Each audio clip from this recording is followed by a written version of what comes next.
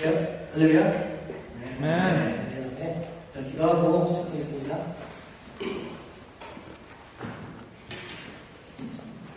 높으신 주님 감사합니다.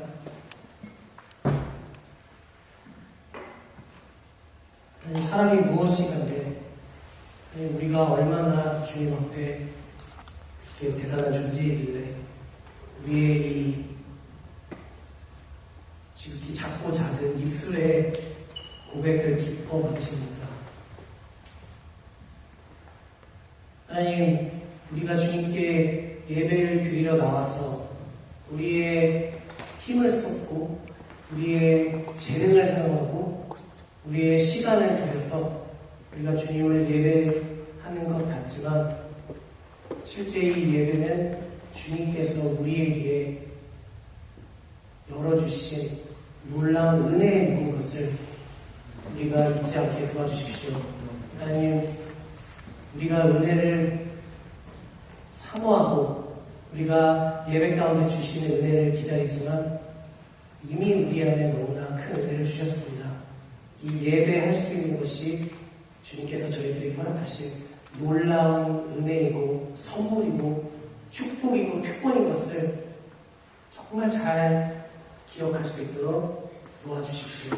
하나님, 이 시간을 주님 손에 올려드립니다. 하나님, 나눠지는 모든 얘기들 가운데 주님만 말씀하시옵소서. 우리가 듣겠습니다. 주님, 이 자리 가운데 높아지시옵소서. 감사드리며 예수님의 이름으로 기도드렸습니다. 아멘. 네, 오늘 예배학교 특별편 Q&A 시간으로 모였습니다. 이렇게 또 Q&A로 따로 시간을 갖게 될 거라고 생각을 못했는데 그만큼 우리 청년들의 마음속에 이번 예배학교를 통해서 그리고 평상시에 예배에 관해서 너무나 많은 궁금증들과 목마름들이 있었다는 중요한 증거인 것 같습니다. 그래서 너무나 기쁘고 감사하고 제가 그 지난주 주일날에 그날에는 이제 저희가 한 달에 한 번 트레먼트에서 오후예배가 있는 날이라서 제가 한 달에 매주 첫 주일은 교회 안에 이렇게 머물러 있거든요. 근데 이제 제가 이제 마지막 시간에 예배의 태도에 대해서 얘기를 했었고 온 힘 다해 드리는 예배에 대해서 얘기를 했는데 과연 예배가 어떻게 달라졌을지 살짝 염탐하러 이렇게 예배를 이렇게 가서 함께 이렇게 봤는데 굉장히 예배의 온도가 많이 이렇게 갔다라고 좀 느껴졌어요. 물론 이제 또 수련의 기간 동안이라서 이제 또 그 효과도 더 있었겠지만 이렇게 말씀을 받고 여기에 반응하시는 거에 대해서 정말 주님 앞에 감사한 마음이 들었고 그러나 여러분 언제나 저희들이 항상 그 신앙의 어떤 사이클 중에 하나의 사이클이 뭡니까? 수련회 같은 데 가서 은혜 받고 막 뜨거워져가지고 그 뜨거움을 가지고 열기를 가지고 막 하다가 점점 식어지죠. 그죠? 그래서 우리가 식어져서 바닥에서 막 허덕허덕거리고 있을 때쯤 또 다른 수련회, 또 다른 은혜의 자리를 찾아갑니다. 여러분, 이것은 우리에게 주어진 신앙의 사이클이 아니에요. 제가 계속해서 강조하는 포인트는 뭡니까? 예배는 한 번의 모멘트가 아닙니다. 이거 연습입니다. 일생 동안의 연습. 그래서 여러분, 이번에 여러분들이 반응할 수 있는 그만큼이 지금 여러분들이 연습이 안 된 상태에서 할 수 있는 최선의 것이라고 보시면 돼요. 그러면은 여러분 앞으로 한 번의 예배 가운데 어떤 것들을 추구하셔야 되냐? 내가 지금은 이만큼을 손을 들었지만 거기서 더 내가 나를 더 드리고 거기서 더 나를 드리고 거기서 더 내 마음을 주님께 드리는 것들을 계속해서 연습해 나가셔야 돼요. 내가 나를 드리는 거는 연습이 없이는 안 됩니다. 예배는 연습을 하셔야 돼요. 일생 동안, 평생 동안. 그래서 나의 예배가 점점 깊어져야 되고 그래서 나의 예배가 점점 뜨거워져야 됩니다. 은혜를 받는다고 불 받는다고 내 예배가 뜨거워지는 게 아니라 그거에 내가 반응하고 연습하고 살아내고 계속해서 삶의 여정 가운데 그것들을 추구하면서 나아가는 것이 제가 이번 예배 학교들을 통해서 여러분들에게 궁극적으로 기대하고 싶은 열매인 것입니다. 그래서 여러분 도전합니다. 지금의 이 마음들을 한두 번에 몇 달 정도의 그 예배에서 그냥 다 풀고 다시 내려가지 마시고 계속해서 더 높은 예배, 더 깊은 예배를 추구하십시오. 연습을 게을리하지 마시고 계속해서 자신의 한계를 넘어서는 그래서 더 깊이 있게 주님을 만날 수 있는 그런 예배자들 다니기를 주님의 축복합니다. 혹시 이거 스탠드 다른 거 좀 주시죠.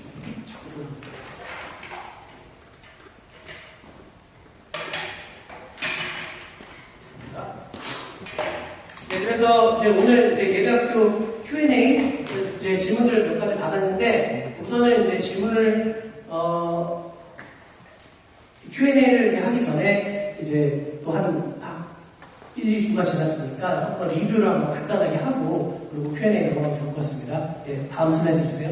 예, 예배의 정의 뭐라고 했습니까? 한번 같이 읽을까요? 시작. 하나님의 제시하여 마땅한 것을 취하는 것. 네, 여러분 이걸 꼭 잊지 마십시오. 여러분들이 특별히 예배를 만들어나가 준비하는 모든 과정 가운데 교회 안에서는 소그룹이건 뭐 캠퍼스 모임이건 내 개인의 삶에서 예배건 이 예배가 하나님의 하나님 되심에 대해서 마땅한 제스처를 취하는 것을 하고 있는가 그리고 그것을 추구하고 있는가라는 것들을 늘 기억하셔야 됩니다. 이 정의에서 벗어날 수가 없다는 말입니다.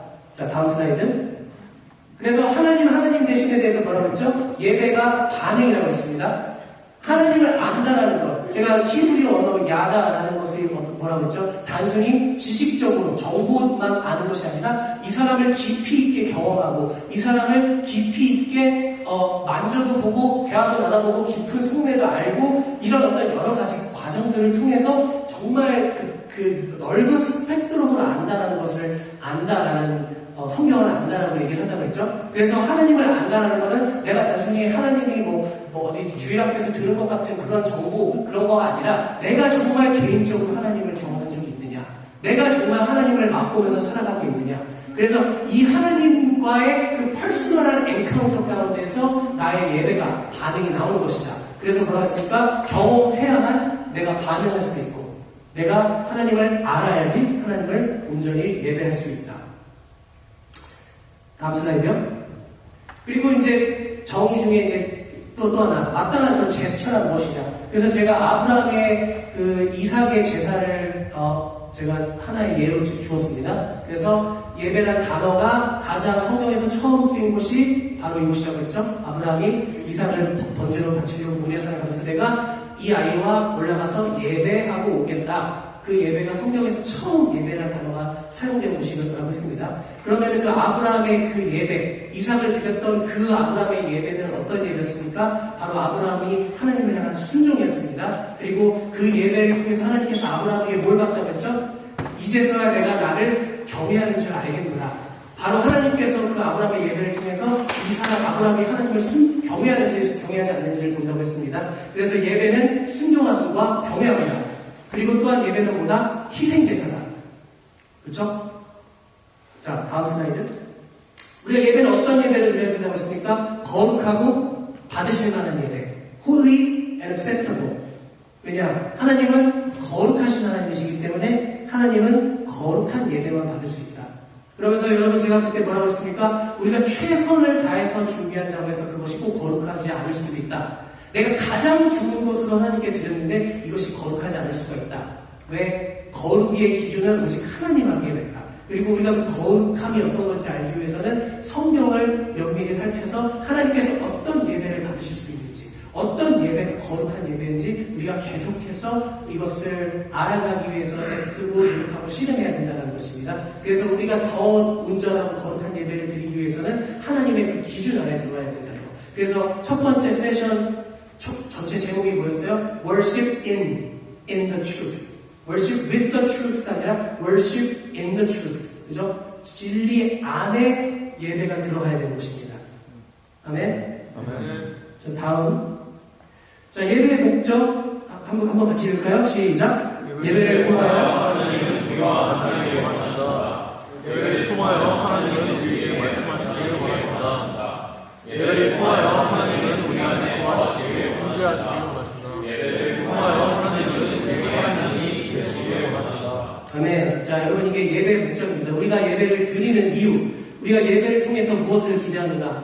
여러분 예배는 우리가 은혜를 받으려고 드리는 것도 아니고 어떠한 종교 생활을 위해서 하는 것 더더욱 아닙니다. 우리는 예배를 통해서 하나님을 만나야 하고 예배를 통해서 우리는 하나님의 말씀을 들어야 되고 예배를 통해서 우리는 하나님이 우리 안에 거하시기를 거하셔야 하고, 예배를 통해서 하나님은 우리 하나님의 되고 나는 하나님의 백성이 되어야 되는 것입니다.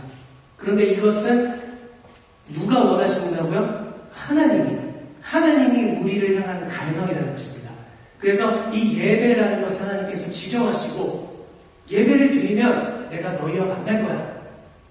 왜 만나요? 그래서 예배 드리라는 것은 무슨 뜻입니까? 하나님이 너무나 만나고 싶다라는 거예요.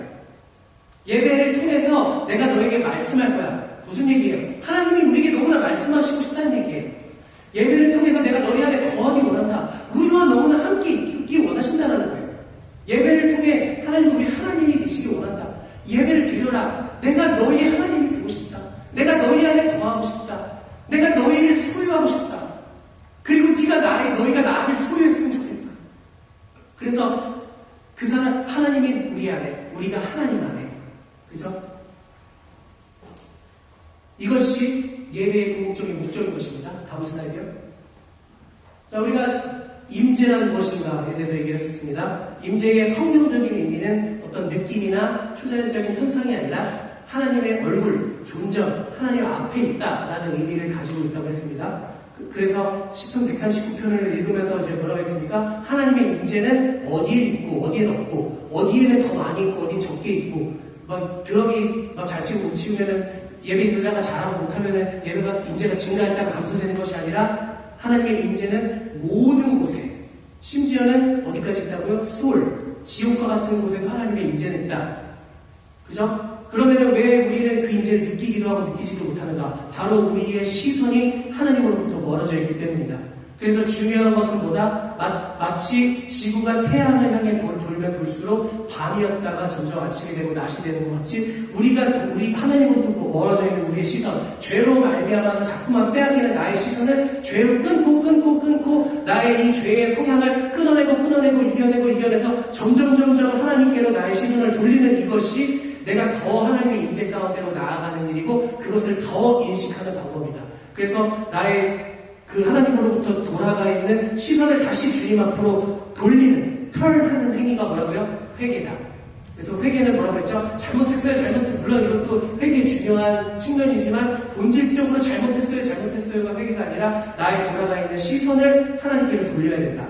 그러려면 당연히 잘못했어요 해야 되는 거예요. 왜? 내가 무엇에 돌아가 있는지 내가 인식해야 되니까.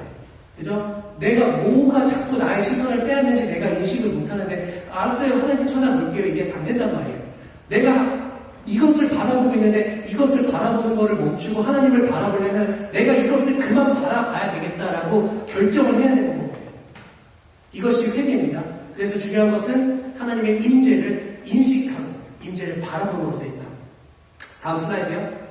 그럼 예배자, 특별히 여기서 예배를 인도하는 찬양팀이라든지 미디어팀이라든지 예배를 섬기는 모든 사람들은 어떤 역할을 가지고 있다? 제사장적인 역할을 가지고 있다. 그래서 이스라엘의 레위 지파가 있었던 일이 뭐라고요? 하나님께서 레위 지파를 따로 구별해서 성전을 섬기는 일을 했고, 그들의 섬김이 있어야만 모든 회중들의 예배가 가능했다.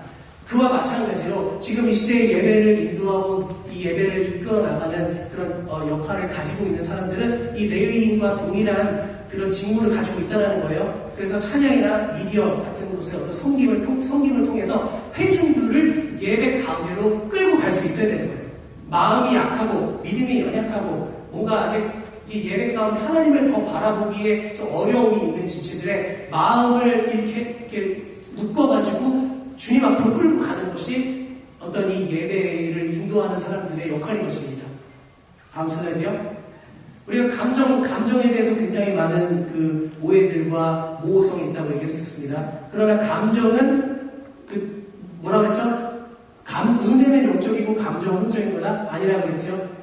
감정은 혼적인 건 맞습니다. 그러나 혼적인 것은 좋은 것도 아니고 나쁜 것도 아니고 그것이 우리의 생명과 연관이 되는 것입니다. 그러나 중요한 건 이 감정의 주체가 누구냐? 내가 나의 어떤 육신의 그 쾌락을 위한 감정, 쾌락에 묶여있는 감정이냐? 아니면 성령에 묶여있는 감정이냐?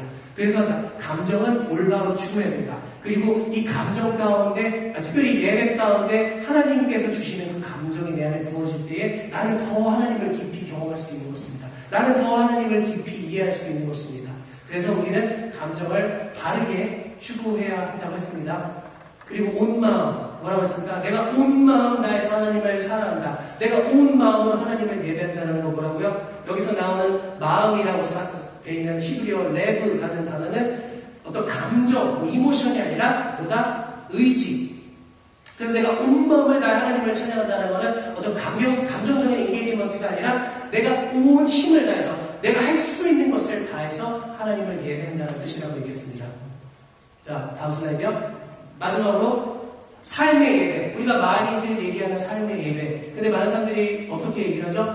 내가 교회고 내 안에 하나님이 계신데 내가 굳이 뭐 주일날 교회를 뭐 주일 성수해야 되냐, 내가 뭐 굳이 기도를 막 잘 잡고 해야 되냐, 내가 꼭 성경을 읽어야 되냐, 내가 꼭 큐티를 해야 되냐, 이런 거 다 율법주의 아니냐. 근데 진짜 율법주의의 올바른 해석은 어떻게 된다고 했습니까? 예수님이 바리새인들에게 너희들이 율법을 행하는 것이 잘못됐다고 얘기한 것이 아니라 너희들이 율법을 잘못 해석한 것이 문제다라고 얘기했다는 거예요. 그죠? 율법주의는 말씀을 실천하는 것이 율법주의가 아니라 그것이 문제가 아니라 내가 말씀을 내 맘대로 해석하고 내 맘대로 잘못 해석해서 그거를 가지고 붙들고 가는 게 이게 율법주의, 바리새주의의 그 궁극적인 문제다. 그러면 우리 안에 진정한 삶의 예배, 제가 로마서 12장 보여드리면서 얘기를 했었죠. 바울이 얘기했었던 진정한 삶의 예배는 어떤 것이다? 교회 안에서 한 마음, 한 몸을 이루는 것이다. 그리고 열심으로 주를 섬기는 것이다. 권위에 순종하는 것이다. 방탕과 술 취함과 음란 등의 육신의 일을 피하는 것이다. 다른 말로 하면 거룩한 삶을 사는 것이다. 이것이 삶의 예배다라고 얘기했습니다. 여러분, 제가 이제 쭉 한번 리뷰를 해봤는데 어떻게 좀 기억이 다시 나십니까? 네, 그러면은 이제 Q&A 한번 들어가 볼게요. 이제 우리 조목사님을 통해서 이제 몇 가지 이제 질문들을 이제 쭉 받고서 제가 한 화요일 정도의 이 질문을 받고서 어떤 느낌이었냐면은 빨리 달려가고 싶다. 빨리 가서 말해주고 싶고 미치겠는 거예요. 제가 이제 예배 사역을 꽤 오래 했습니다. 예배 인도도 꽤 오래 했고, 이제 그 전에 뮤지션이었었기 때문에 뮤지션으로서 이제 찬양 팀워크로서도 오랫동안 이제 활동을 했었었는데, 사실 제가 이번에 쭉 질문들을 보면서 거의 대부분은 좀 되게 프랙티컬한 내용들에 관한 질문들이 많더라고요. 근데 굉장히 질문이 좋지만 반면에 질문이 그렇게 막 놀라운 질문은 별로 없었어요. 왜냐면은 사실 이제 들어온 질문들을 보면서 제가 참 빨리 가서 얘기해주고 싶다라고 생각이 났었던 이유는 저도 굉장히 오랫동안 했었던 질문들이었고 해왔었던 국민들이라고 하십니다. 그런데 여러분, 제가 Q&A를 들어가기 전에 여러분들한테 도전하고 싶은 건 이런 거예요. 이게 이제 교회라는 어떤 그 공동체, 교회 기독교라는 어떤 컨텍스트 안에 있다 보면은요, 특히 한국교회가 좀 더 그런 부분이 심한 것 같은데, 이 질문을 안 해요. 그게 무슨 얘기냐면은, 우리가 교회 안에서 어떤 하고 있는 그런 것들. 그죠? 내가 그냥 교회 안에서 우리 엄마 아빠도 했었고, 형도 했고, 삼촌도 했고, 우리 밑에 애들도 하고 있어. 그러니까 내가 이걸 왜 하는지, 이게 뭐가 좋은지, 이거를 뭐 해서 뭐 어떻게 하자는 건지, 그런 거에 대해서 궁금해 하려고 하지도 않고, 질문하려고 하지도 않아요. 그리고 사실 이렇게 된 데에는 우리 사실 아비 세대의 어떤 그런 좀 뭐랄까요, 닥치고 믿어의 어떤 그런 분위기가 있었다는 거죠. 그죠? 그냥 믿어. 닥치고 믿어. 질문하지 마. 이게 은혜야. 그죠? 근데 여러분, 그런 닥치고 믿어가 가져다준 물론 좋은 긍정적인 효과도 있습니다. 우리 안에 어떤 그 순종을 훈련하고 그 권위에 순복하는 어떤 그런 훈련들을 하는 것에 대해 도움이 된 측면은 분명히 있습니다.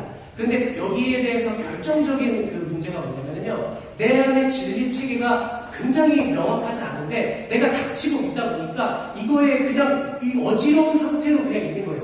그러면 이 어지러운 상태로 혼잡한 상태로 내 안에 있다 보면은 뭔가 진리 체계에 대해서 어택이 왔을 때 내가 그걸 방어를 하지 못하는 거예요. 무너져 버리는 거야. 뭐야, 다 가짜였네? 그런 부분에 있어서 질문을 한다는 건 굉장히 중요한 일입니다. 개인적인 얘기를 잠깐 나누자면 저 역시도 제가 예배 학교 때 쭉 나눴었던 그런 내용들이 다 이런 질문으로부터 나온 것입니다. 그전에는 저도 그냥 착하게 목사님이 시키는 대로, 교회에서 하는 대로 그냥 시키는 거, 원래 하던 거 열심히 막 섬겨왔단 말입니다. 근데 어느 순간부터 이거 너무 이상한데? 이거 좀 아닌 것 같은데? 이건 왜 이렇게 하지? 라는 질문들을 하기 시작하면서 계속해서 그 질문이 꼬리를 물고 하다 보니까 제가 이거에 대한 답을 너무 찾고 싶은 거예요. 그래서 어떻게 했을까요? 저는 성경을 찾았어요. 계속 성경을 찾았어요. 그러다 보니까 내가 했었던 질문들 중에 목사님이 맞았구나 하는 것도 있었고 목사님이 이렇게 얘기했는데 성경은 다르게 얘기하네? 뭐지? 이런 부분들도 있었다는 거죠. 그래서 여러분들이 이 예배에 대한 주제뿐만 아니라 앞으로 신앙생활을 하는 부분에 있어서 특별히 진리 체계에 대한 부분에 있어서 언클리어한 상태로 내버려 두지 마십시오. 아무리 이것이 기초적인 거, 너는 교회를 20년을 다녔는데 아직 이런 것도 몰라? 라고 하는 얘기를 들을지언정 네, 모릅니다. 근데 이걸 내가 명확하게 해야 되겠습니다. 라는 거를 그런 자세를 가지시라는 것입니다. 그것이 무엇이냐고요. 그래서 목사님을 찾아서 만나서 얘기를 하시고 개인적으로 성경을 찾아보시고 하면서 내 안에 이것이 정말 내 것이 될 때까지, 이 진리가 내 것이 될 때까지 여러분 멈추지 마십시오. 이것이 제가 오늘 궁극적으로 여러분들에게 도전하고 싶은 메시지입니다. 아멘? 네, 첫 번째 질문 한번 볼까요? 자, 첫 번째 질문은 이런 질문을 주셨습니다. 공동체 혹은 개인이 드리고 있는 예배가 거룩한 예배인지 어떻게 잘 구별할 수 있을까요? 아마 이 질문을 한 것에 대한 의도 중에는 이제 제가 거룩한 예배가 아니면 하나님께서 받지 않으시고 아무리 열심히 드린 예배라고 해도 거룩하지 않은 하나님께서 받지 않을 수도 있다라고 한 얘기 때문에 이 질문을 한 것 같은데, 자, 이런 각도로 한번 보도록 하겠습니다. 자, 거룩함이라는 것이 무엇입니까? 거룩한 예배라는 것은 어떤 모습입니까? 여러분, 거룩함이라는 걸, 거룩함을 레벨을 정해서, 거룩함 1만큼 거룩하고, 한 10만큼 거룩하고, 이런 게 있을까요? 없을까요? 없습니다. 그죠? 그러면, 요즘 사람들이 굉장히 좀 경계하는 것 중에 하나가 사실 흑백 논리인데, 적어도 이 성경이 말하는 몇 가지 진리 중에 이 흑백 논리일 수밖에 없는 것들이 있습니다. 예를 들면 천국과 지옥, 그죠? 우리가 이 세상 이후에 너머의 삶에서 천국이 있고 지옥이 있는데 성경은 천국과 지옥 그 가운데 그 어딘가가 있다고 얘기한 적이 없습니다. 천국이 아니면 반드시 지옥이에요. 그것은 다른 얘기 뭡니까? 생명 아니면 죽는 거예요. 그죠? 마찬가지로 이 거룩함이 성경이 얘기하고 있는 정의는 내가 조금 더 거룩하고 조금 더 거룩해지고서, 우리가 물론 기도할 때는 주님 더욱 거룩하게 해주세요 라고 기도를 할 수도 있지만, 정말 스트릭하게 얘기를 했었을 때 성경이 얘기하는 거룩함이라는 것은 어떤 단계가 있는 것이 아니라 거룩하냐 거룩하지 않냐의 그거밖에 없는 거예요. 예스 아니면 뭐야? 중간이 없어요. 거룩하지 않은 것과 거룩한 것에 중간 그 어딘가가 없다는 얘기입니다.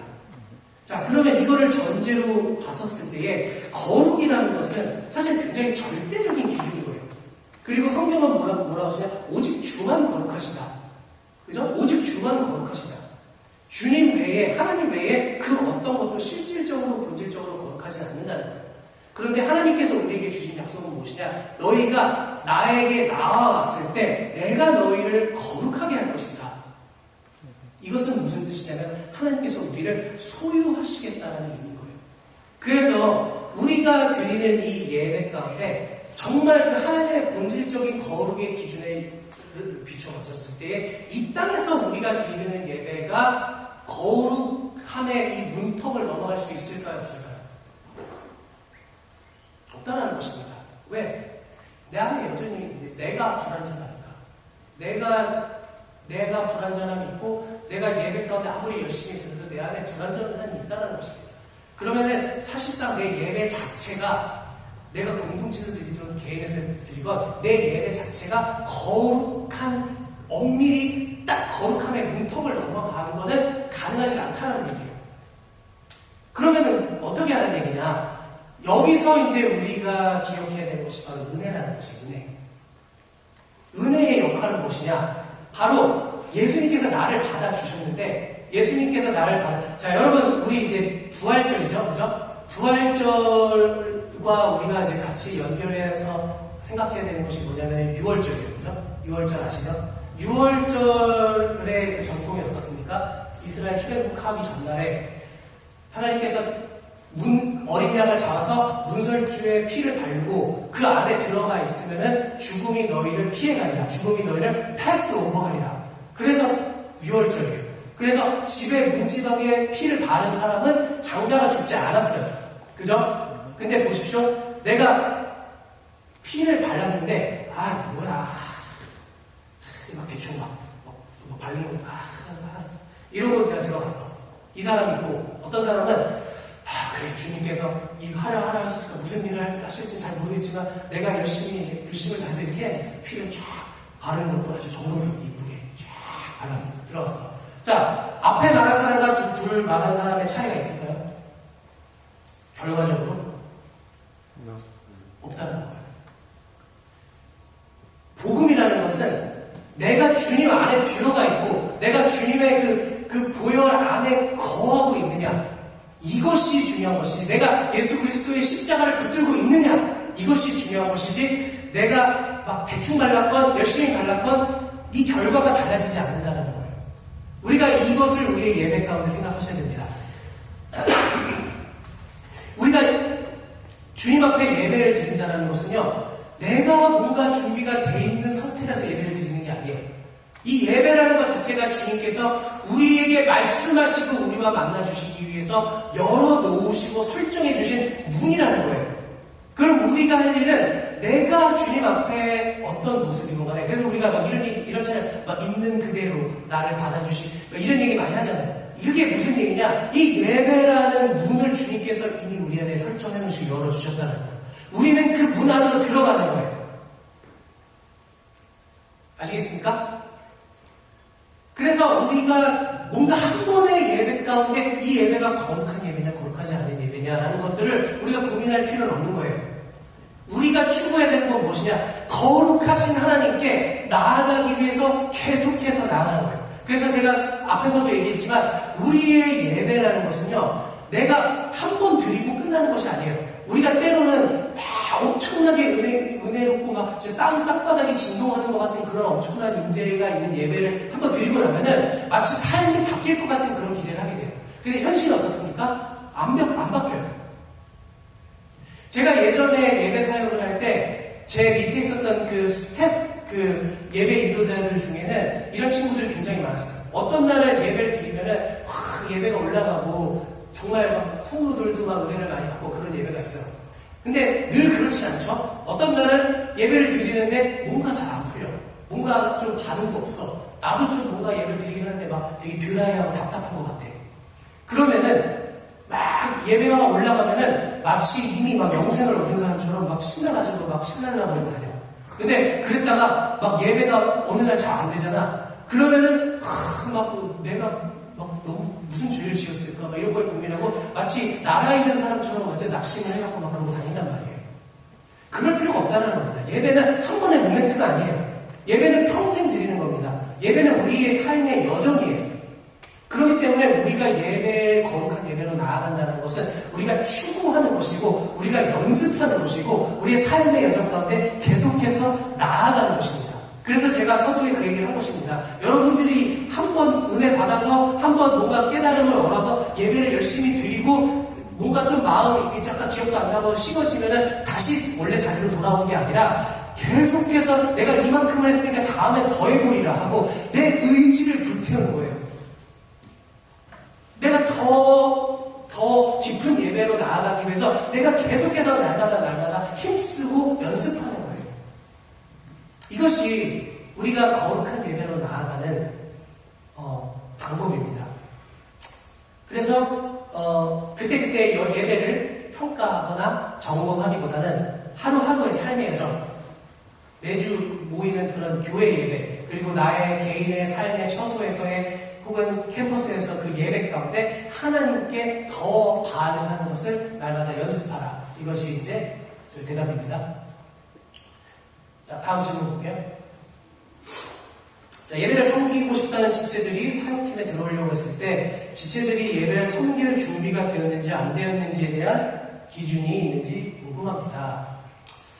자, 여러분 어떤 준비가 필요할까요? 어떤 준비? 악기를 잘 치면 될까요?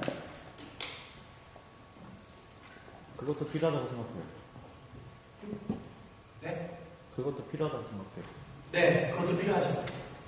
그 질문은 또 뒤에 있으니까 그 부분에 대해서 제가 나중에 자세히 얘기하고. 자, 일단은 이렇게 한번 제 얘기해 볼게요.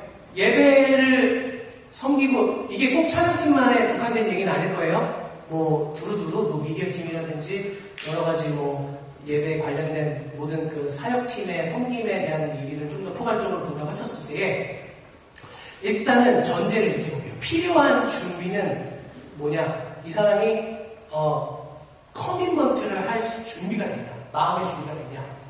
근데 커밋먼트를 어디 찬양팀이라고 찬양팀에만 커밋먼트가 하는 게 아니라 교회잖아요. 교회의 커밋먼트가 돼야 돼요. 그죠? 교회의 커밋먼트가 되고 찬양팀에, 그러니까 찬양팀이 됐건 무슨 팀이 됐건 이 팀, 내가 속한 사역팀의 커밋먼트가 돼야 돼요. 그러면은 교회의 커밋먼트가 되려면 첫째 뭐예요? 등록교인이어야겠죠? 등록교인 아닌데 연주 잘한다고 찬양팀 받아주지 마세요. 등록교인 아닌데 뭐 잘한다고 해서 팀에 받아주지 마십시오. 왜냐? 이 사람이 등록교인 아니에요.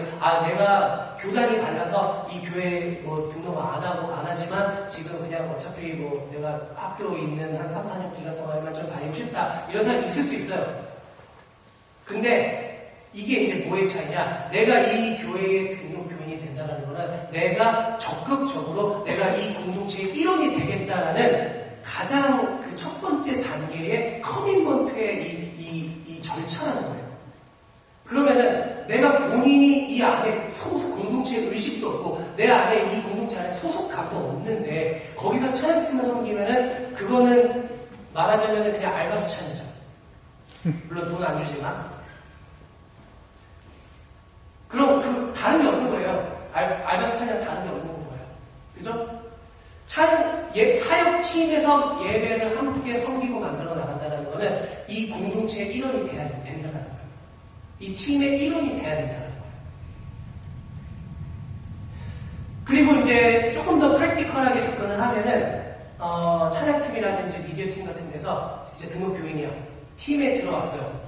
그러면은 준비가 되었는지 안 되었는지 처음 보면 알 수 없습니다.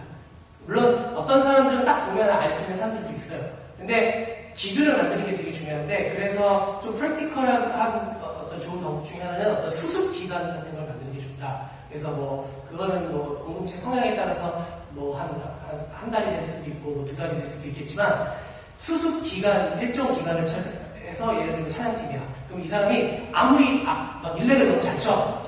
이 사람이 지금 우리 찬양팀에 들어오면 우리 찬양팀의 사운드가 완전 바뀔 것 같아.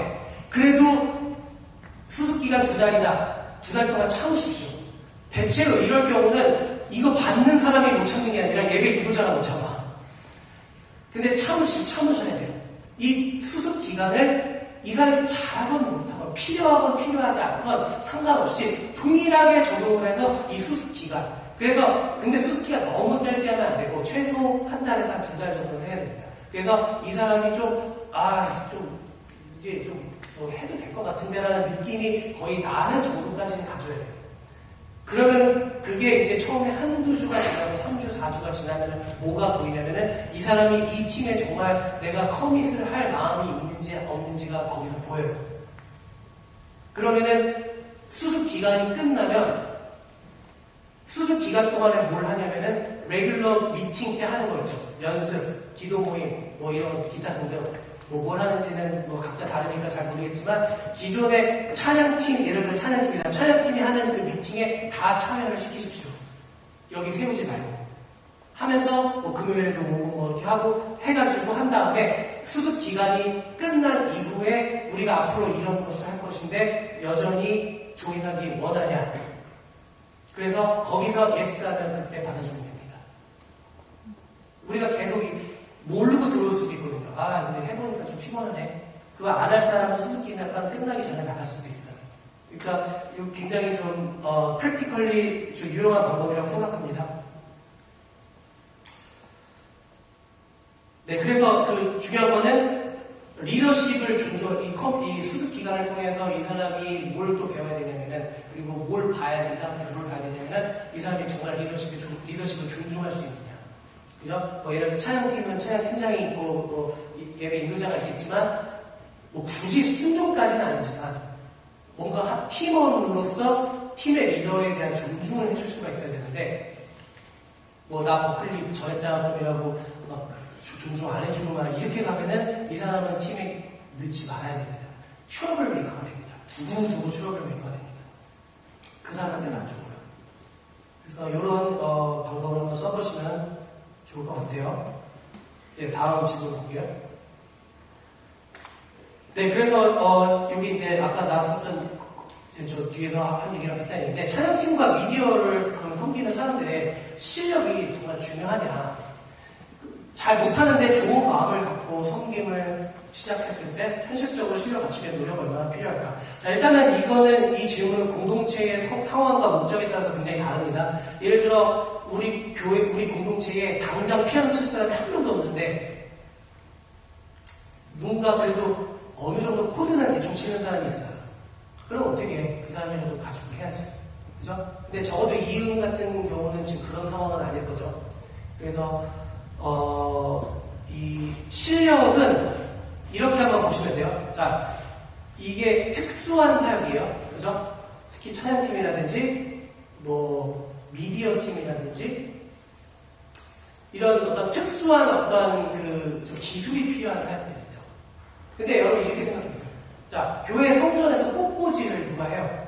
어떤 권사님이 뭐 꽃꽂이를 하는데, 꽃꽂이를 내가 한 번도 배워본 적이 없고, 꽃꽂이를 내가 아예 할 줄도 모르고, 꽃꽂이를 그 꽃에 대한 막 꽃 이름도 모르고, 심지어 미적 감각도 없어. 옷도 막 이상하게 입고 다녀.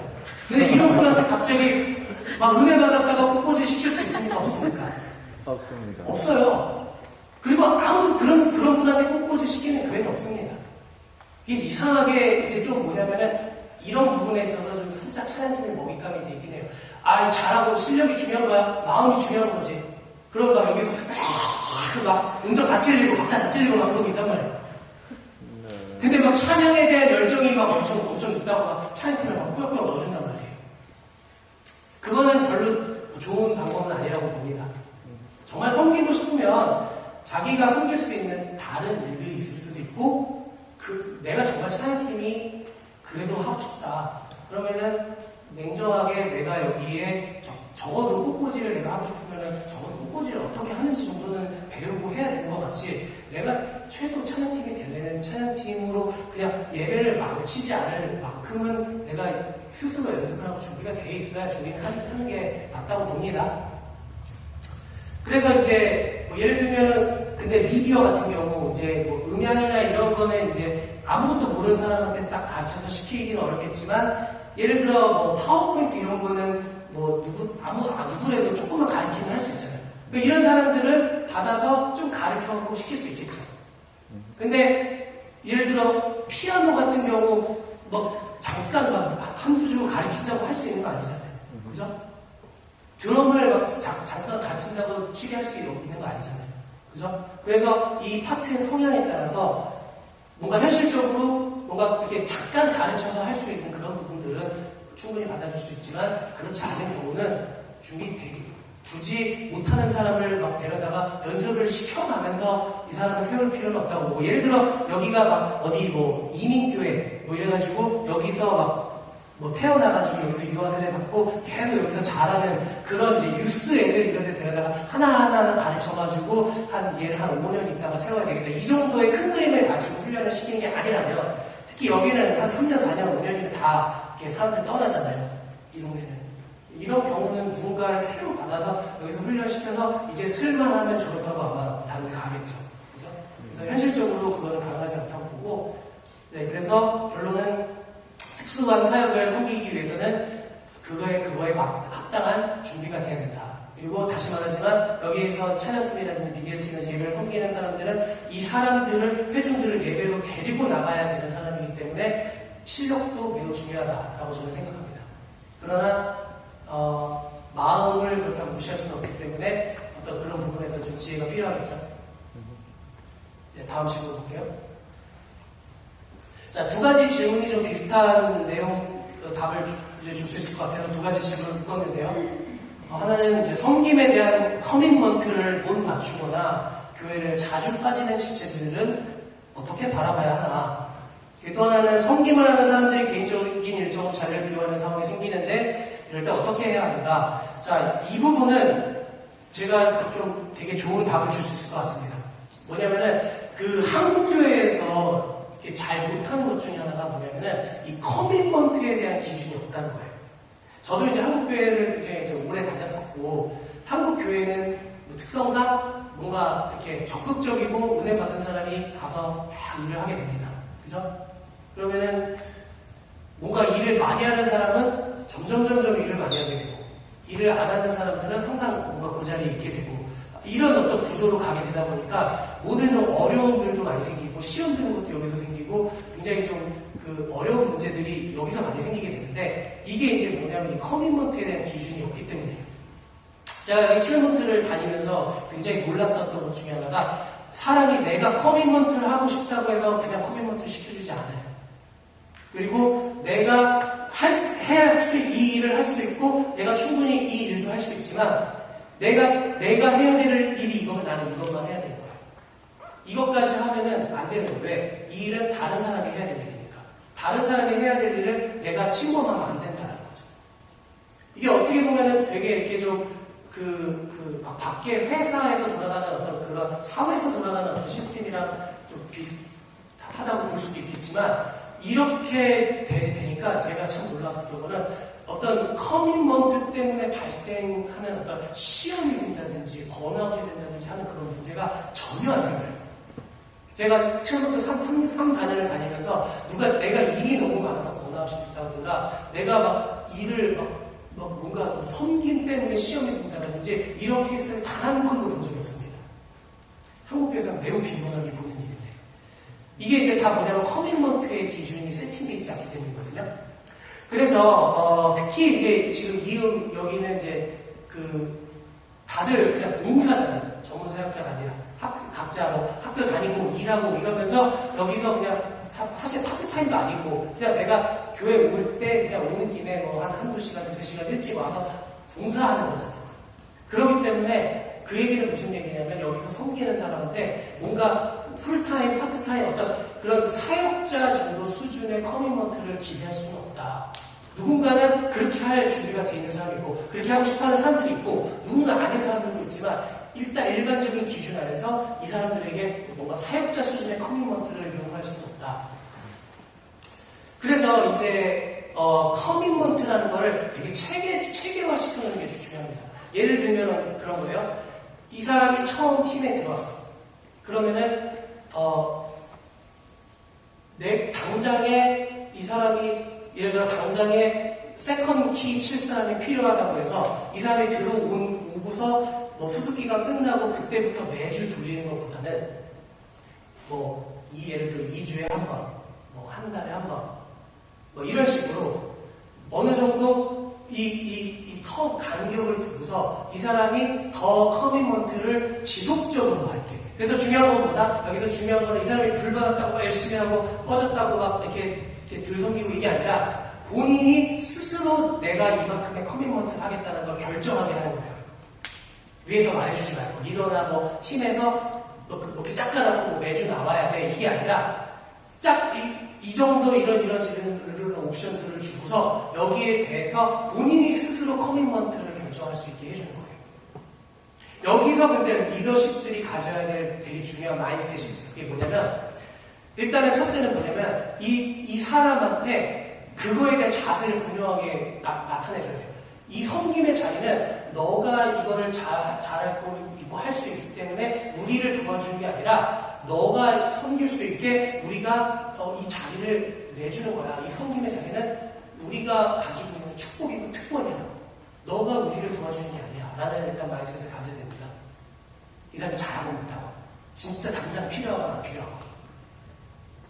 그래서 여기 이게 또 무슨 얘기냐? 그러면은 뭔가 이 찬양팀에 어떤 필요한 어떤 구색이라든지 이런 것들을 맞추기 위해서 어떤 사람한테 하면 안 되는 거예요.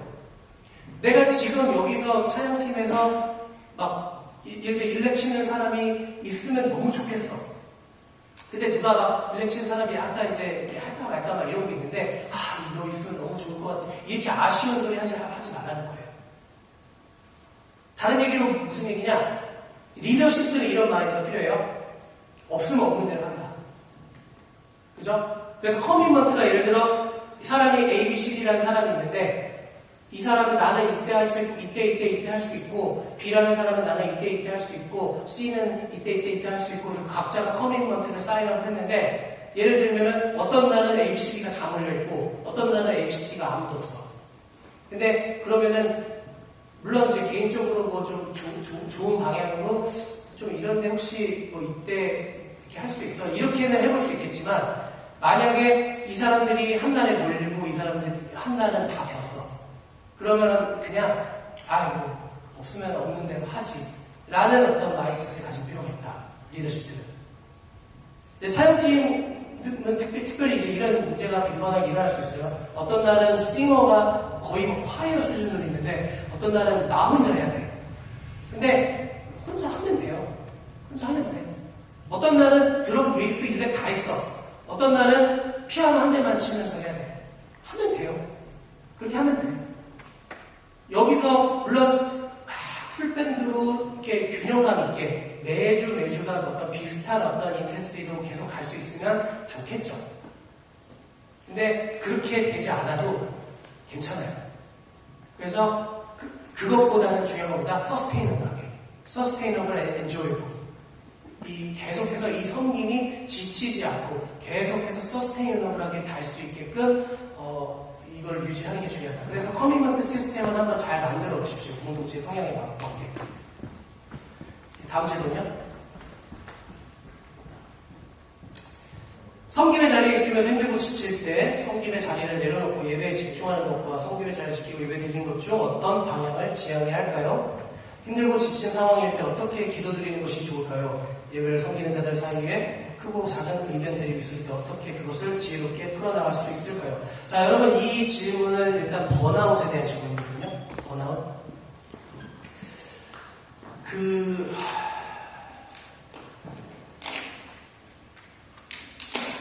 번아웃에 대해서 제가 한번 이런 얘기를 한번 해볼게요. 여러분 제가 뉴저지에서 이제 풀타임 사역자로 예배를 섬길 때 제 스케줄이 어땠냐면 아침에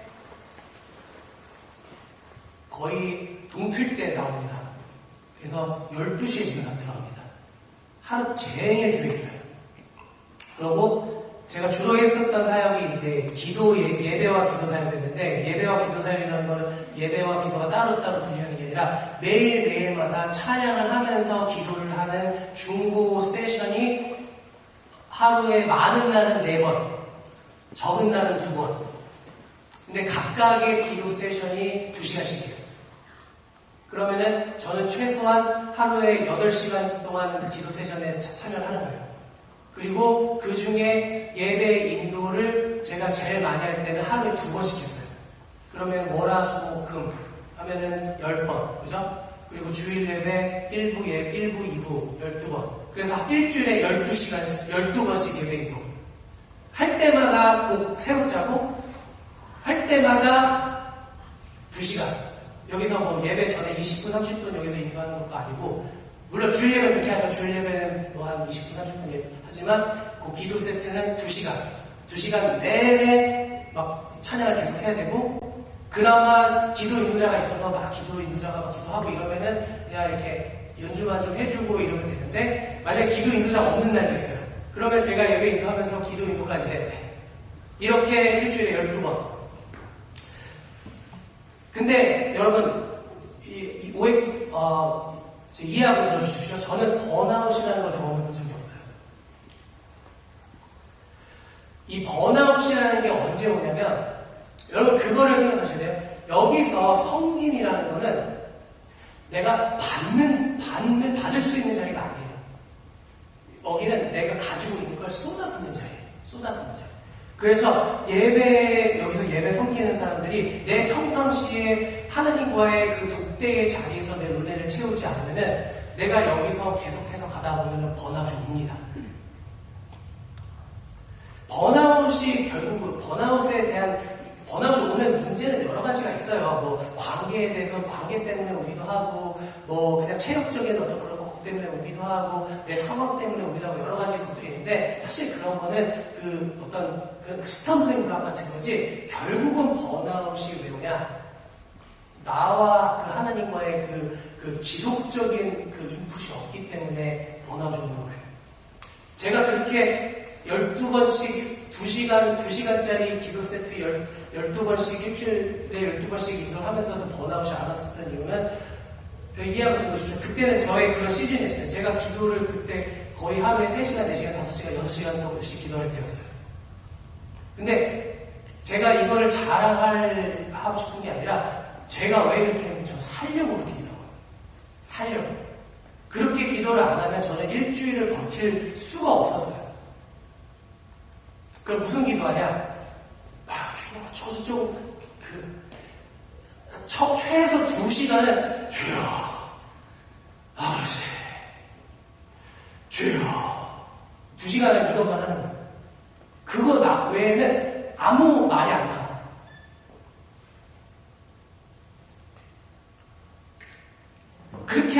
그렇게 해서 번아웃이 안 왔습니다. 다른 얘기를 하면은 이 번아웃이 오는 사람들은요, 내가 1차적으로는, 그러니까 번아웃이 아예 와버리면 사실 거기까지 가기 어렵고, 내가 좀 번아웃의 어떤 조짐이 느껴진다. 그러면 먼저 내가 하나님으로부터 인풋이 있는지를 먼저 점검하셔야 됩니다. 좀 이게 지금 번아웃이 이미 와 있거나 번아웃의 조짐이 있는 사람한테 이 얘기를 하면은 조금 되게 좀 이렇게 오펜시브하게 들릴 수도 있어요. 제가 그거를 어느 정도 인식을 하고 얘기하는 겁니다. 근데 이거는 돌려 말하기는 어렵습니다. 내가 번아웃이 오는 거는 하나님으로부터 인풋이 없기 때문이에요. 기도를 내가 놓치지 않으면 번아웃이 오지 않습니다. 내가 말씀으로부터 하나님으로부터 은혜를 계속 공급받지 않으면은 말씀으로 은혜를 공급받는다고 내가 성경을 딱 피면서 막 대시가 쏟아지는 그런 게 아니에요. 내가 계속 말씀을 읽고 말씀으로 기도를 하고 하나님을 계속 바라보다 보면은 내가 이거를 다시 할 수 있을 만한 힘을 주는 거예요. 관계도 마찬가지예요. 제가 다시 뉴저지 얘기를 하겠습니다. 뉴저지에 제가 사역했을 때 계속 저를 뒤에서 험담하고 다니는 사람이 있었어요. 제가 알았어요. 그리고 제가 그래도 나름대로 열심히 했었으니까 그래도 제 편인 성도분들이 많아서 감사하게 저한테 와서 얘기해 준 분들도 많았어요. 저기 누가 계속 막 그러고 다닌다. 근데 한 번도 잠깐 저랑 얘기 좀 하시죠 하고 만나서 얘기해 본 적이 없었어요. 그렇게 할 수 있었지만 하지 않았어요. 왜냐? 주님이 그렇게 하지 못하게 하셨어요. 근데 이게 참 기도의 힘이라는 게 진짜 위대한 게 뭐냐면은 제가 이 사람이 이런 걸 알기 때문에 쳐다도 보기 싫어요. 진짜 이 사람 꼴도 보기 싫고 내가 뭔가 말 한마디 하기 시작하면 이 사람에 대한 진짜 그 흠을 한 1000가지 정도 막 제가 다 꺾으지문해서 얘기해서 이 사람 묵살을 시켜버릴 수 있을 것 같아. 근데 진짜 신기한 게 뭐냐면 내가 주님 앞에서 주여 아버지 1시간 2시간 기도하고 나면 그 다음 어떻게 되는 줄 알아요? 이 사람이랑 오셨어요? 웃으면서 아무렇지도 않게 하게 되는 거예요. 그게 뭐 한두 주가 아니라 3년 4년 동안 기도일이 되게 강력합니다. 여러분들이 기도라는 거를 어떻게 생각하는지, 여기 어떻게 기도 드리는 것이 좋을까요? 다 있죠? 어떻게 기도 드리는 방법은 없어요. 기도는 방법이 따로 없습니다. 그리고 기도는 말을 많이 할 필요도 없어요. 예수님 중언부언 하지 말라고 얘기도 하시잖아요. 그죠? 기도라는 거는 내가 하나님을 바라보고 있는 것 자체예요. 내가 하나님 앞에 머물러 있는 것 그 자체예요. 때로는 굉장히 시간 낭비인 것 같아요. 그래서 내가 막 1시간 내가 기도할 수 있는 시간이 지금 10분밖에 없으니까 뭔가 효율적인 기도를 하고 싶다. 그래가지고 뭔가 막 하나님 앞에 조리 있게 10분 동안 따다다다다다다다다다 아멘. 이게 좋은 기도가 결코 아닙니다. 때로는요 그냥 주님 앞에 죄를 무릅쓰고 그 깊은 한숨을 내쉬면서 아무 말도 못하고 아버지 주님 이게 주님 앞에 정말 기도로 받아들이 이게 정말 주님 앞에 진실된 기도가 된다는 것입니다. 이 기도를 주님 앞에 기도로 나아갈 때 주님께서 힘을 주신다는 거예요. 내가 넘어지지 않게 내가 번아웃 되지 않게. 그래서 이사야에서 뭐라고 나옵니까? 장정이라도 공중에서 쓰러지고 힘센 사람이라도 넘어지는데 오직 여호와를 앙망하는 자, 오직 여호와를 구하는 자는 찾는 자는 독수리 날개치는 것 같은 새 힘을 주시죠. 이건 이 진리입니다. 진리.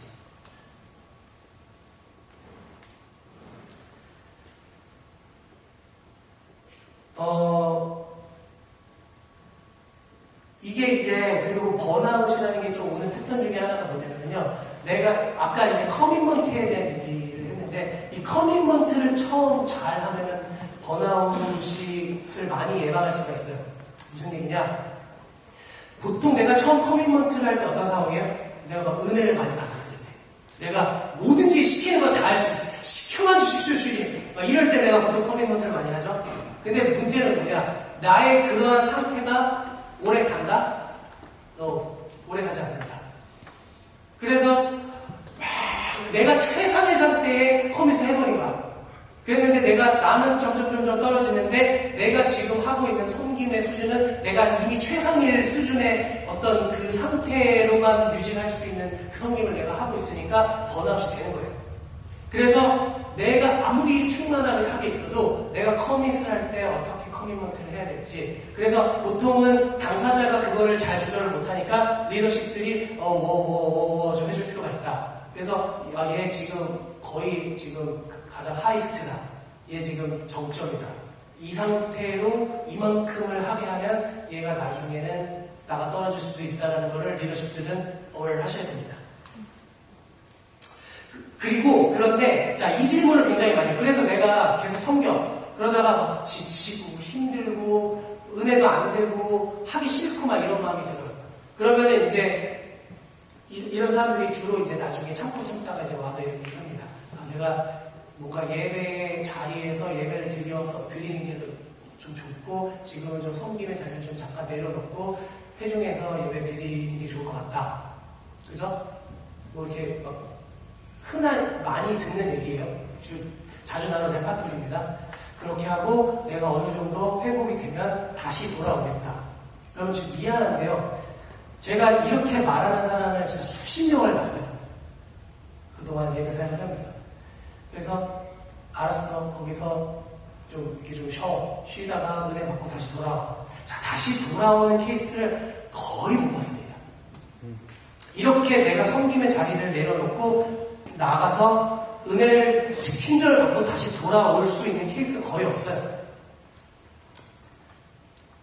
왜? 여기가 부르심의 자리거든요. 본인이 그것을 인식하든 인식하지 못하고.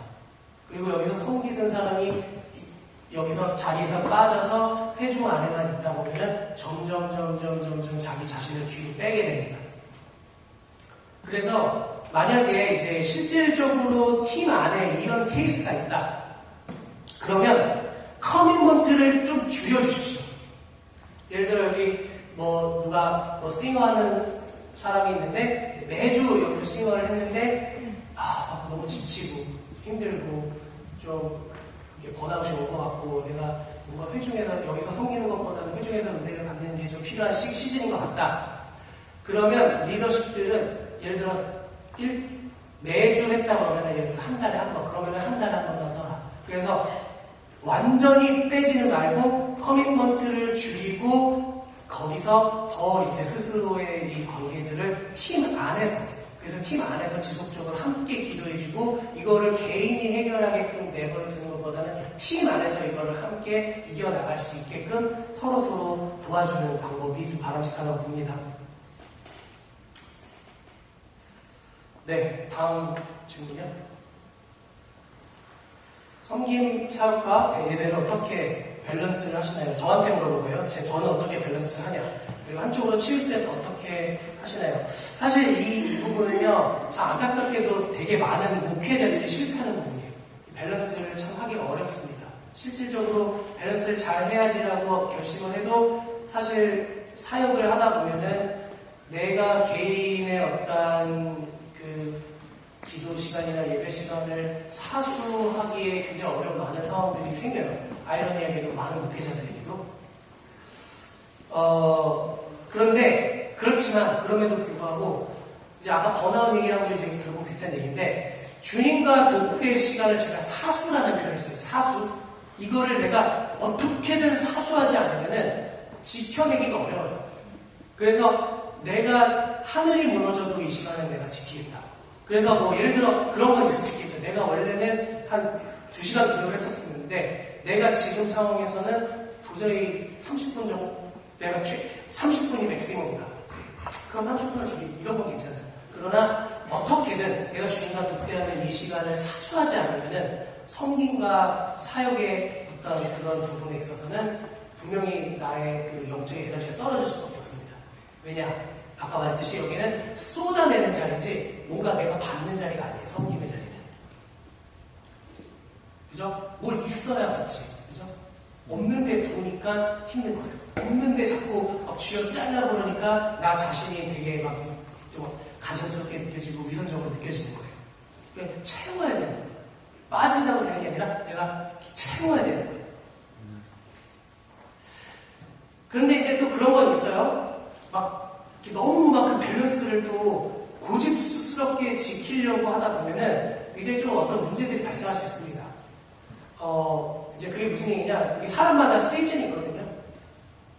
사람마다 시즌이 있는데 어떤 때는 좀 뭔가 더 주님과의 독대의 시간을 많이 가져야 되는 시즌이 있어요. 그거는 뭐 기준은 없습니다. 사람마다 다릅니다. 그런데 어떤 때는 또 더 막 열정적으로 사역을 또 해야 되는 또 시즌들이 있어요. 그래서 내가 현재 처한 시즌이 어디 있느냐에 대한 분별을 잘하는 것도 좀 필요합니다. 네, 다음. 찬양팀의 인원수가 교회 예배 참석 인원 대비 어느 정도 적절한, 저는 이제 많아도 상관없다고 봅니다. 이제 저는 사실, 저는 조금 이상주의적인 그런 부분이 있는데, 정말 이상주의적인 관점으로 봤었을 때의 회중은, 그러니까 찬양팀과 회중이 따로 있는 게 아니라 회중도 전부 다 찬양팀이어야 된다고 저는 생각을 해요. 그게 그 성경이 맞아요. 계시록에 한번 보십시오. 수를 헤아릴 수 없는 이 구름대와 같은 사람들이 나와가지고 함께 어린 양을 찬양해요. 이게 지금 우리 교회의 어떤 회중의 모습이거든요. 회중은 그냥 앞에서 예배를 섬겨주면 회중이 그냥 거기에 따라서 부르는 것이 아니라 이 회중이 같이 예배에 참여를 하는 거예요. 정말 이상적으로. 그래서 회중도 함께 한 사람 한 사람이 다 이 찬양팀 싱어다. 그래서 그런 의미에서는 찬양팀 인원 별로 신경 쓸 필요는 없다. 이렇게 봅니다. 자, 다음. 자, 다음도 질문도 이제 두 가지 질문이 이제 같은 답으로 좀 이렇게 될 수가 있을 것 같아요. 어릴 때는 상대적으로 율동도 하고 율동도 하면서 찬양하는데 나이가 드는 공동체로 갈수록 정적으로 바뀌는 모습이 흔한데 이것은 자연스러운 현상인가 아니면 나이와 상관없이 할 수 있는 모든 것을 다해서 찬양할 수 있도록 노력하는 것이 맞을까? 질문이 참 귀엽죠? 자, 그 다음 질문 한번 보여주세요. 그리고 그 다음 질문도 직장인으로서 예배를 어떻게 드리는 것이 좋은가? 대학생 때와 다른 게 있는가? 나이를 먹으면서 예배를 준비하거나 예배를 드리는 태도나 이런 것이 달라져야 하는가? 자, 이제 엄밀히 말해서 사실 우리는 나이가 우리는 막 5살 많고 10살 많고 20살 많으면 엄청 많은 것 같지만 하나님의 관점에서는 10살, 20살, 30살 많은 게 전혀 많은 게 아니겠죠? 그죠? 모두가 하나님의 자녀입니다. 그죠? 그래서 우리가 나이를 많이 먹는다고 해서 예배 드릴 태도가 바뀌어야 되는 건 아니에요. 엄밀히 말하면. 근데 제가 아무리 이렇게 말해도 현실적으로 여기에 40대, 50대만 모여서 예배를 드리는데 이분들한테 점프하면서 예배하라고 얘기하기는 어렵습니다. 일단 허리가 안 됩니다. 그러면 이제 어떻게 해야 될까? 그냥 마구잡이로 그게 아니라 이것도 마찬가지로 모든 것에 때가 있다. 전도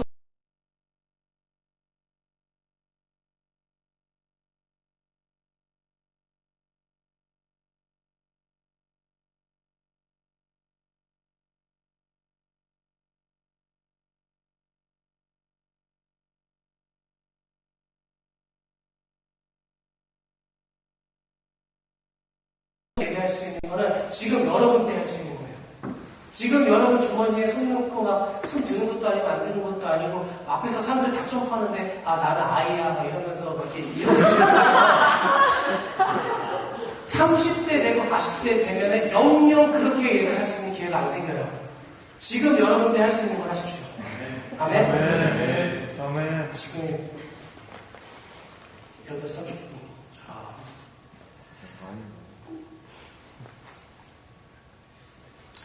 네, 제가 빠르게 한번 넘어갈게요.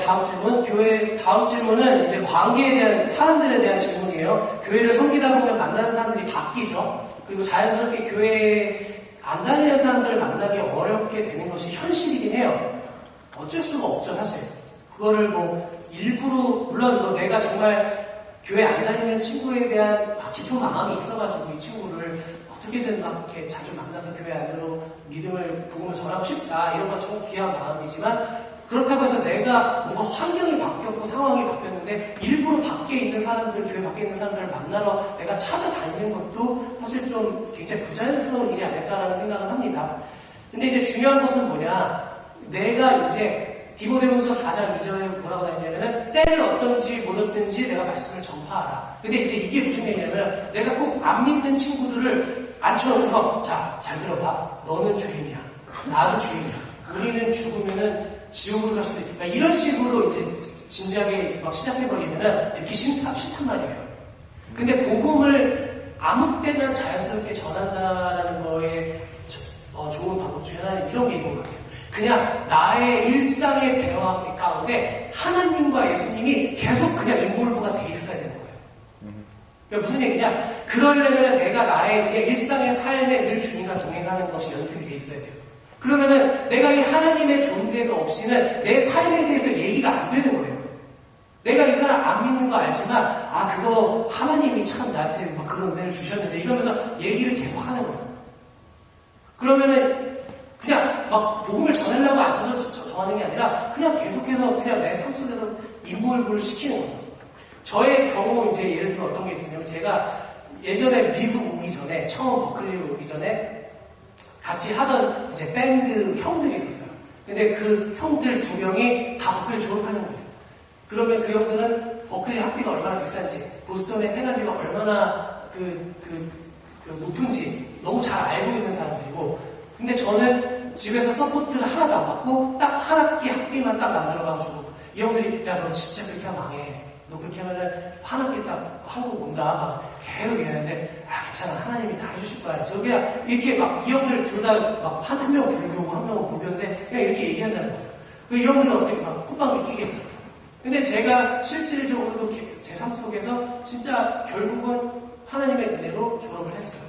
그러고 이 형들한테 봐봐 하나님이 다 좀 시켜줬잖아. 이 형들은 야, 하나님은 왜 너한테만 이런 걸 해줘? 이제 막 이렇게 얘기한다는 거죠.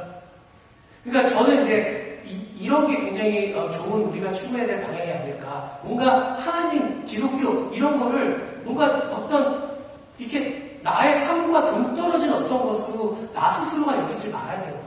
내가 하나님과 내 삶 속에서 동행을 하고 내가 하나님과 내 삶 속에서 늘 교제를 한다면은 그냥 나의 삶에 대한 얘기에 자연스럽게 예수님이 인물로 될 수밖에 없는 거예요.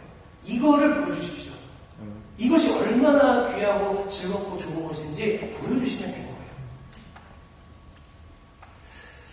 네, 다음 질문이요. 자, 찬양팀과 미디어팀은 팀별로 사역하는 것이 좋을까? 이거는 같이 만약에 할 수 있으면은 같이 해도 괜찮긴 할 것 같습니다. 근데 무리할 필요는 없어요. 근데 이제 그건 중요합니다. 예배팀이 미디어팀을 레코그나이즈 해주는 건 굉장히 중요하다. 그래서 쟤네는 쟤네, 우리는 우리가 아니라 우리 다 한 팀이다라는 것들을 이렇게 같이 레코그나이즈 해주는 건 굉장히 중요하다. 자, 다음 질문이요. 메타버스 교회에 대해서 어떻게 생각하시나요? 저는 이렇게 생각합니다. 그 얼마인데? 시대적 상황을 봤을 때 저는 메타버스가 좋은 서플먼트는 될 수 있다고 봅니다.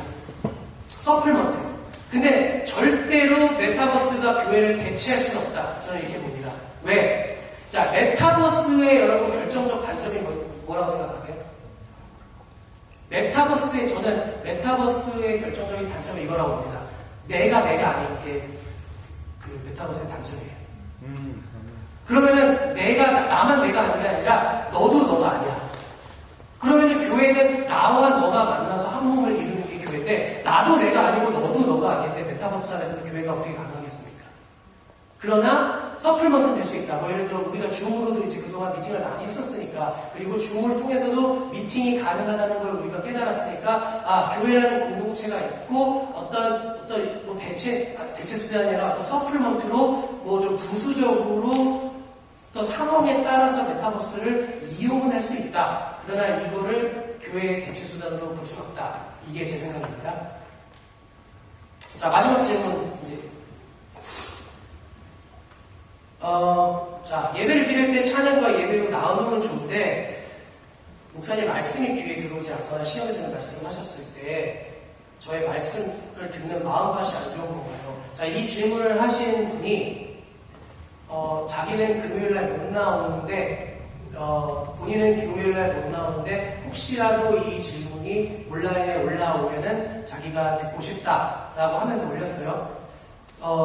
아마 이 지금 촬영도 하고 있고 온라인에 올라올 것 같은데, 이 질문 한 분 개인적으로 아는 분 있으면 이 얘기를 꼭 해주십시오. 제가 처음에 시작한 얘기와 같은 얘기입니다. 여러분, 말씀이 내 안에서 아무런 컨빅션을 안 주면은 여러분 오히려 반대로 그 말씀이 지금 정말 성경 말씀인지 한번 의심해 봐야 됩니다. 여러분, 예수님이 우리한테 뭐라고 하셨냐면은 너희는 나를 따르고 그리고 세상은 나를 미워하기 때문에 세상이 나를 미워하는 것처럼 너희도 미워할 것이다.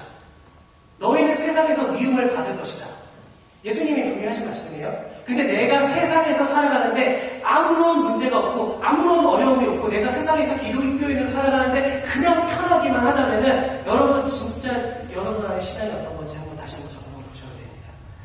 기독교인이 올바른 신앙을 지키면서 세상으로 살아가는 것은 반드시 부딪힘과 공격이 있는 것입니다. 당연한 거예요. 왜? 예수님이 말씀하신 거니까. 같은 맥락으로 말씀은요, 요한복음 말씀에 뭐라고 되어 있냐면은 이 말씀이 성령이 우리 안에 주시는 것이 뭐냐면 컨빅션을 주신다. 죄와 세상에 대해서 컨빅션을 주신다. 하나님 나라에 대해서 컨빅션을 주신다. 이 말씀이 뭐라고 해요? 양날의 검과 같이 우리의 신경 골수를 찔러서 쪼갠다. 찔러서 쪼개는 거예요. 나의 마음을 가르고 내 영에 막 그 컨빅션을 주는 거예요. 부담을 주는 거예요. 그래서 사도행전에 딱 베드로가 말씀을 전했을 때 사람이 어떻게 했습니까? 마음이 찔려가지고 우리가 어떻게 해야 됩니까? 이게 말씀 가운데 나타나야 되는 우리 올바른 반응입니다. 근데 스데반이 말씀을 전할 때 바리새인들이 어떻게 반응했어요? 스데반 말씀을 듣고 바리새인들이 마음이 찔려가지고 이를 부득부득 깔면서 돌을 던진 거예요. 말씀이 내 안에 공격이 와. 말씀이 내 안에 컨빅션을 줘. 말씀이 내 안에 어떤 식으로든 불편함을 줘.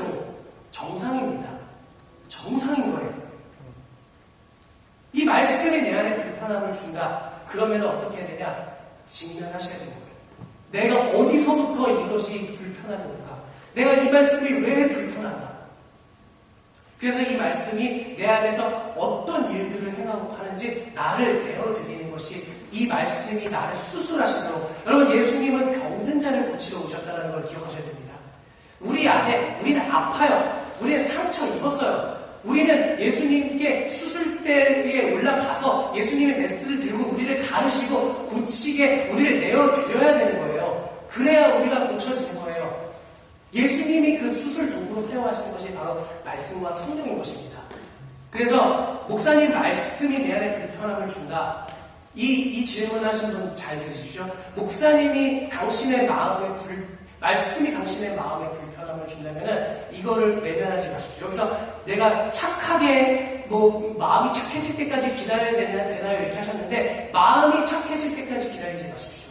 이 내 안에 있는 거를 끊임없이 내 안에 질문하시고 끊임없이 내 안에 이거를 가지고 다루셔야 됩니다.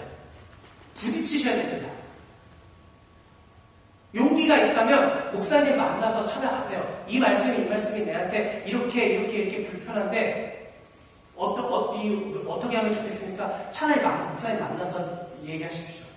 그리고 스스로 말씀을 찾고 스스로 말씀과 씨름해서 정말 이 말씀 자체가 나한테 주는 메시지 때문에 내가 불편한 건가? 아니면 이 말씀이 진짜 말씀이 아닌 건가? 만약에 여러분들의 목사님의 말씀이 성경이 아니고 다른 얘기를 설교를 하는 거라면은 여러분 교회 옮기셔도 돼요. 그건 교회가 아닙니다.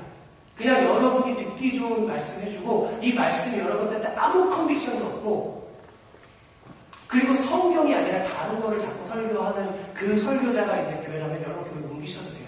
근데 여러분 조정호 목사님 그런 분 아니잖아요.